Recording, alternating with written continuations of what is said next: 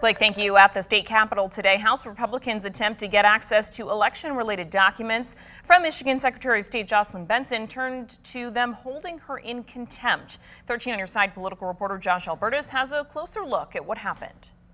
It's a pretty disappointing day today for the state of Michigan. A striking step from House Republicans on Thursday, voting to hold Democratic Secretary of State Jocelyn Benson and her Department of State in civil contempt. The resolution is adopted.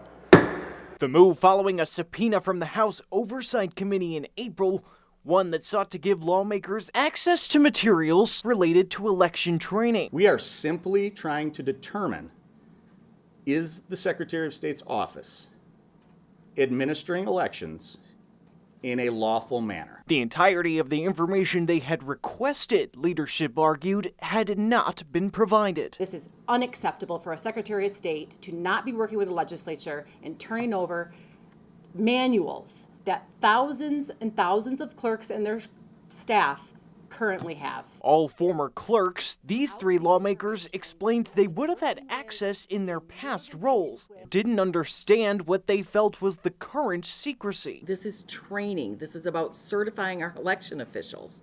And, it just leads me to believe there's something that is unlawful in that e-learning center, that improper directives have been provided to the clerks. The vote getting the support of all 58 House Republicans in the narrow majority. But from Benson's view, it's a story of political games. This is government rooted in bullying and chaos, and I'm tired of it. While thousands of pages, she said, had been turned over to the committee, the secretary asserting other information may contain secure data. In the law, in Michigan election law, clerks have access to secure election information that they do keep confidential, and they have to keep confidential by law. She said her team had suggested including a judicial mediator in the process and had sought an assurance that confidential information would not end up in anybody else's hands. I will work with anyone to ensure that transparency and truth rules the day.